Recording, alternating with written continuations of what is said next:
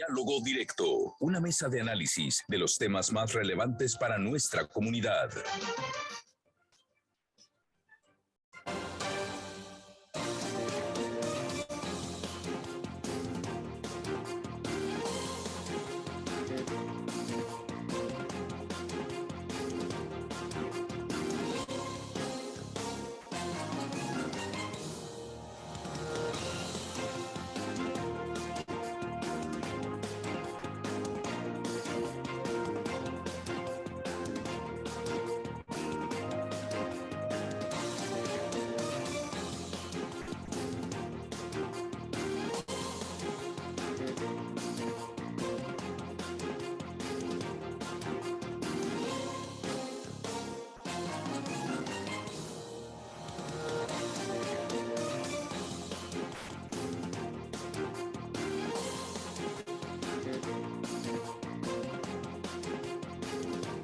Ocho de la mañana con 36 minutos.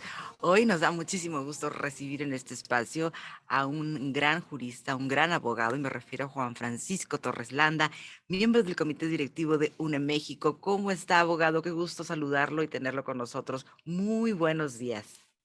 Muy buenos días, qué gusto saludarlos. Encantado de estar en contacto con el importante auditorio en Baja California Sur. Al contrario, el gusto es nuestro. Oiga, ayer el Pleno de Ministros de la Suprema Corte de Justicia de la Nación finalmente no alcanza los 8 votos necesarios para declarar inconstitucional la reforma a la ley de la industria eléctrica. En términos legales, ¿qué implica esto? Mira, es una pregunta que nos podría llevar varias horas contestar. Sé que tengo nada más un par de minutos, entonces vamos a dejarlo de esta manera. Dos, tres comentarios puntuales y para no hacerlo demasiado técnico. Creo que los ministros dejaron ir una oportunidad muy importante de brindar certidumbre, certeza jurídica. Somos una excepción a nivel mundial porque aún y a pesar de que teníamos 7 ministros, es decir, una mayoría considerable, sabiendo que son 11, en la mayoría de los países, es más, en todos los países que hemos hecho el estudio, con una mayoría simple es suficiente para tener una resolución. Claro, en este caso se trataba de una acción de inconstitucionalidad que el resultado hubiera sido que por completo las disposiciones, en este caso la ley, que estaba en estudio hubiera sido expulsada, es el término, como que se hubiera expulsado del régimen del país, como si ya no existiera. Pero esa mayoría no se logró, nos quedamos en 7, no en 8. Entonces, el resultado es que la ley sobrevive como está hoy en día, pero queda abierta la posibilidad de que vía amparos en forma individual, muchos de los cuales están en trámite, los tribunales federales van a tener que estudiar de uno en uno en qué casos conceder suspensiones, en qué casos conceder sentencias de fondo y beneficiarse con algunos de los razonamientos que los ministros expidieron en la resolución de ayer. Así es que, pues es una situación muy compleja porque en vez de que hubiera habido, digamos, un barrido completo y hubiera dicho, esta ley es inconstitucional, como lo dijeron 7 ministros, nos faltó un voto, pues eso no sucedió. Ahora lo tendrán que decir de uno en uno, cada uno de los amparos que se hayan interpuesto o los que se interpongan en lo sucesivo. Eso es lo que pasó. Sí, ¿cuál es el futuro de esta reforma a la ley de la industria eléctrica con todo esto que se derivó ayer en la Suprema Corte, Juan Francisco? Mira, hay dos pistas en este circo. Una es en el Congreso y otra es en los tribunales. En el Congreso, como saben, el propio presidente, en algo que debería haber pesado mucho en la discusión de ayer, a sabiendas de que ya había habido resoluciones que señalaban la inconstitucionalidad de la ley de la industria eléctrica, presentan una iniciativa de reforma a la Constitución justamente para decir, si me tumban la ley los tribunales, provoco la modificación constitucional a sabiendas de que la reforma constitucional, si se llegara a votar favorablemente, no es objeto de un combate vía el amparo, porque es una reforma constitucional. Nada más que en esa parte, digamos, y seguramente está el auditorio en conocimiento, el lunes los partidos de oposición fijaron precisamente una dique diciendo no vamos a aprobar reformas constitucionales. particularmente en materia de energía eléctrica y en materia electoral. Inclusive presentan una iniciativa por si acaso al partido mayoritario le interesara considerarla. Entonces, en el Congreso parecería ser que eso no va a prosperar. Sin embargo, están llamados a sesionar el martes de la semana que viene. Yo no sé de dónde piensan sacar los votos, si van a intimidar a alguien o, como dijo el presidente, que se rebelen, ¿no? Habló de una rebelión. Es decir, que a pesar de que los líderes de los tres partidos dijeron no vamos a votar en favor de esa iniciativa porque nos parece retrógrada, inviable, etcétera, el presidente de la República llama a una rebelión como para tratar de traerse los votos que le hacen falta. Entonces, veamos si eso tiene alguna consecuencia. Lo más probable es que al no reunirse los votos, esa iniciativa de reforma constitucional se muera. Lo siguiente entonces es que queda la vía judicial. Como ya no fue declaratoria de inconstitucionalidad en lo general, ahora de lo que se tratará es que las compañías tendrán que litigar individualmente, pero hay un problema. Y el problema es que esto, como dije muy al principio de la conversación, esto genera gran incertidumbre. Y la incertidumbre se traduce en que si la Comisión Federal de Electricidad empieza a aplicar a rajatabla las leyes de esta ley de la industria eléctrica, lo que va a pasar es que va a afectar, va a impactar a compañías que ya tenían, digamos, inversiones en granjas solares, en granjas eólicas u otros de ciclo combinado que tienen mucho mejor desempeño desde el punto de vista ambiental y de costo, pero si la CFE no privilegia el costo y el impacto ambiental, sino privilegia usar sus plantas que van a quemar combustóleo y carbón, lo que va a hacer en el fondo es que vamos a generar un impacto económico a compañías que les dijimos como país que podían invertir bajo un régimen en el cual ellos iban a tener, digamos, preferencia en el despacho de su energía. Si esto cambia, como parece ser que lo quieren hacer, pues vamos a generar un daño económico y esas compañías van a poder demandar a México una indemnización por el cambio en las reglas y por haber sido afectadas. De cierta manera es una afectación equivalente a una expropiación porque les quitamos el negocio. Digo, les quitamos como país, no es algo con lo que yo simpatice, pero eso es lo que está sucediendo. Y tristemente, esa secuela, digamos, es algo que va a durar muchos años. Entonces, las malas decisiones que se toman hoy, incluyendo la de ayer de la Corte, y lo que hagan en los siguientes días la Administración Federal y concretamente Comisión Federal de Electricidad, es algo que nos puede dejar un legado de responsabilidades y de pagos quizá por los siguientes 10, 20 años. Y estamos hablando de miles de millones de dólares. Si recuerdan, esta semana la embajadora en materia comercial de Estados Unidos, la embajadora Tai, hizo la referencia de que al menos son 10 mil millones de dólares. Creo que se quedó corta, pero es, digamos, es de ahí para arriba. Entonces, pues empiecen a hacer los ahorros porque nos va a tocar pagar esas cantidades. Juan Francisco, gracias por estar con nosotros esta mañana. Pocas veces se han puesto tan de acuerdo demócratas y republicanos como en contra de esta reforma eléctrica. ¿Cuál consideras que será el impacto a mediano o largo plazo en la relación México-Estados Unidos, sobre todo por estos pues, disparates y decirlo así también por el impacto ecológico tan importante que esto tendría, además de la parte económica que ya mencionas? Sí, es muy, muy buena pregunta porque efectivamente la relación bilateral no pasa por sus mejores tiempos. Tenemos problemas en materia de narcotráfico, en materia migratoria, en materia de armas, en cuestiones ambientales, pero este tema de la energía es algo que está en otro nivel. ¿Por qué?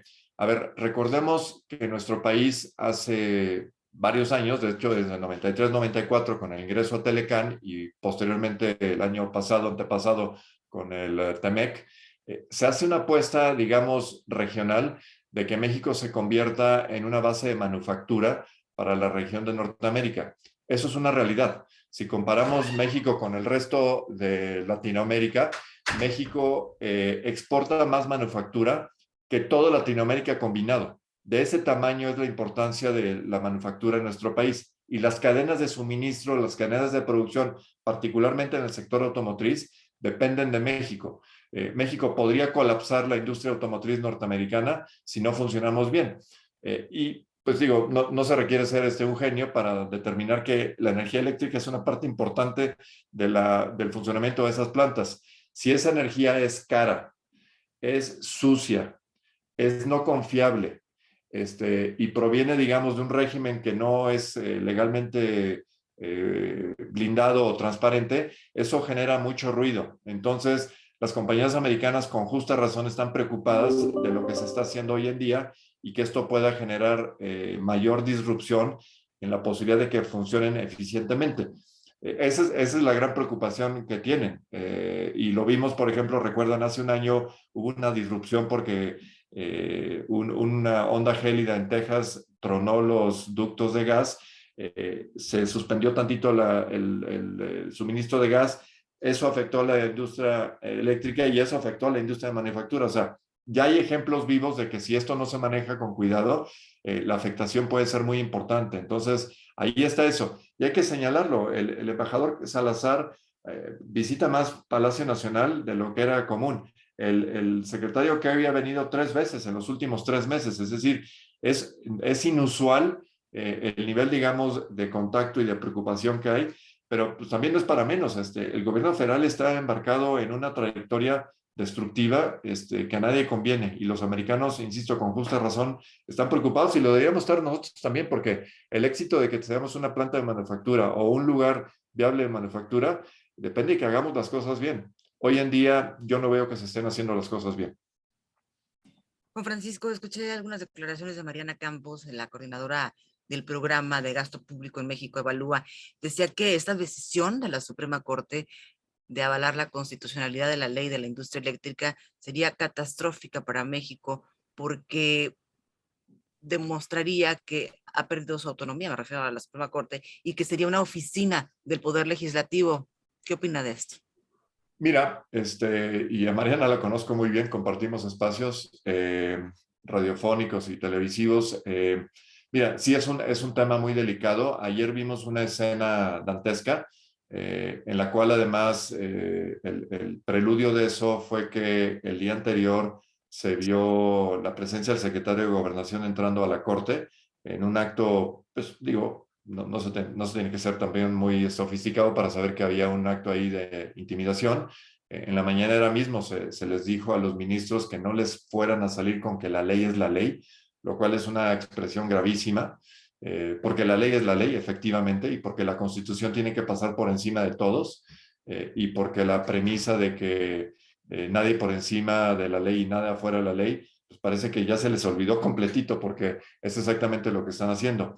Ayer, repito, en las expresiones de los 4 ministros que hicieron una danza bastante funesta para salirse de los razonamientos solventes de los otros 7, hicieron una mezcolanza entre conceptos, ideología, argumentación, para simplemente lograr salirse de la inercia de los 7 y provocar estos 4 votos que provocaron la no declaratoria de inconstitucionalidad.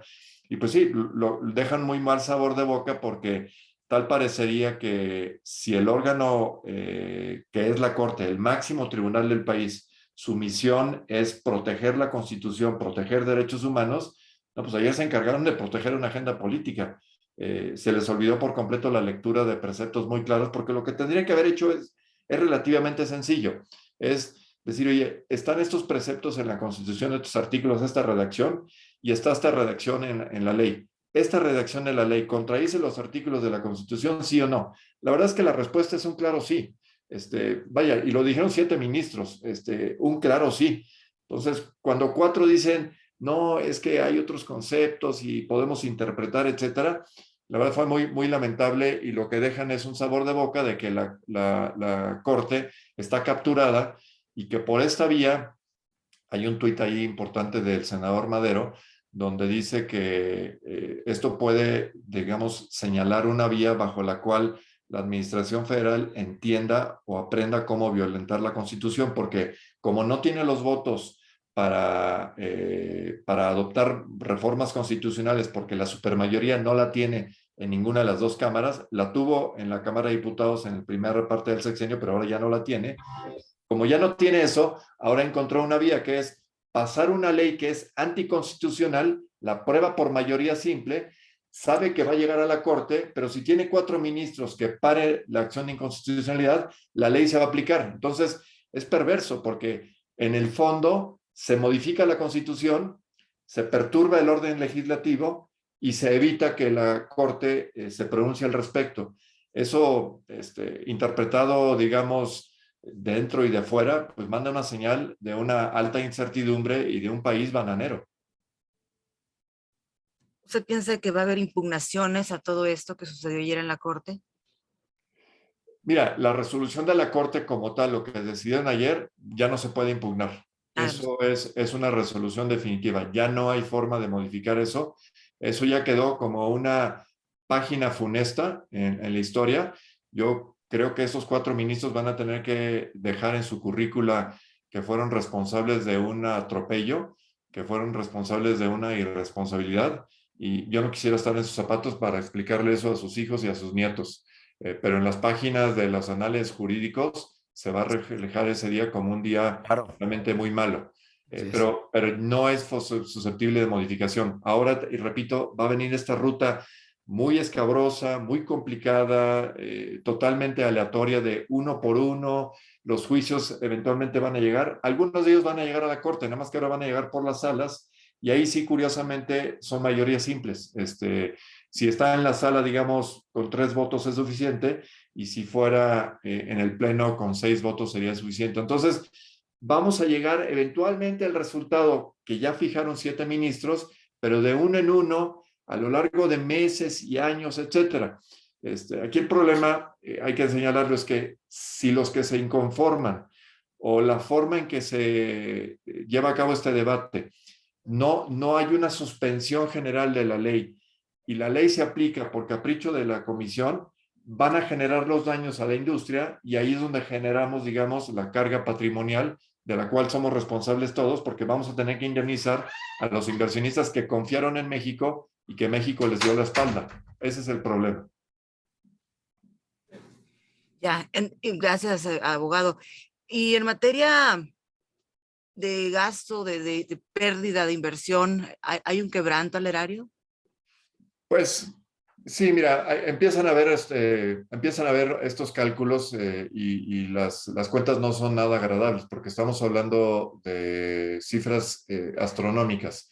Lo que va a pasar con esto es que, fíjate, es que es increíble.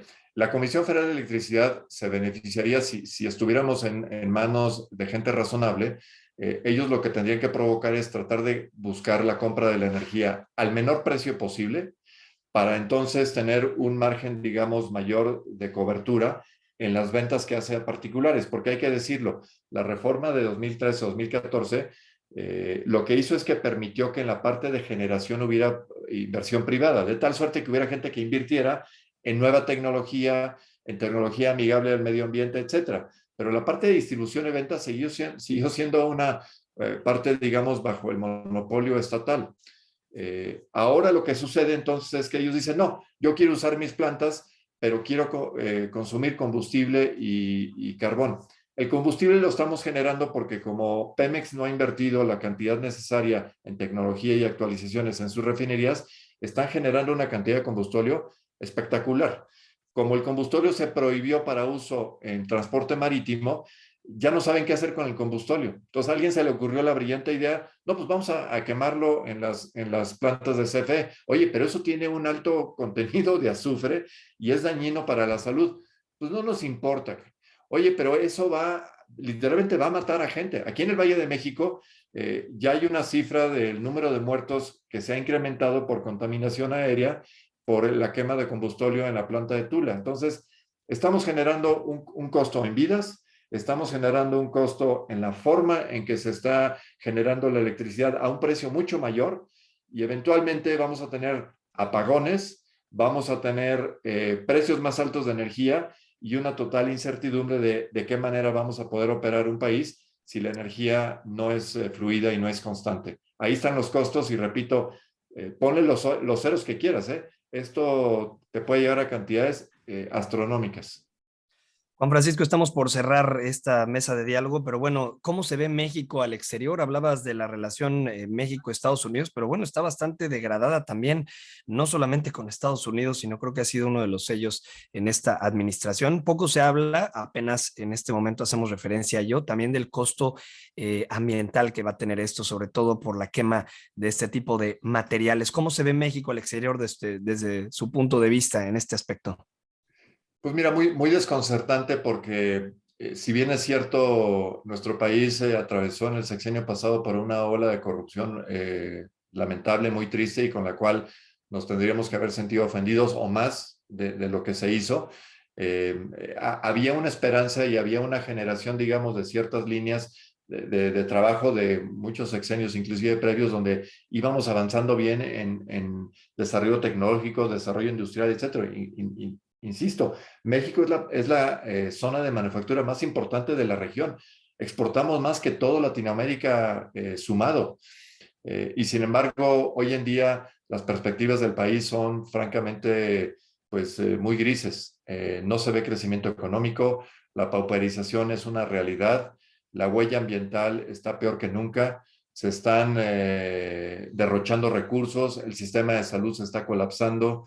Y hacia afuera, pues ven en México un país que tuvo un potencial muy importante, que hoy está en riesgo y que probablemente en los años por venir pueda retomar una ruta de sentido común para hacerlo. Pero hoy creo que nos vienen 2 años bastante complejos y tenemos que dar una batalla como ciudadanos si queremos darle buenas cuentas a nuestros hijos. Yo sí quiero dar esa cuenta buena, cosa que no podrán hacer los 4 ministros que votaron ayer.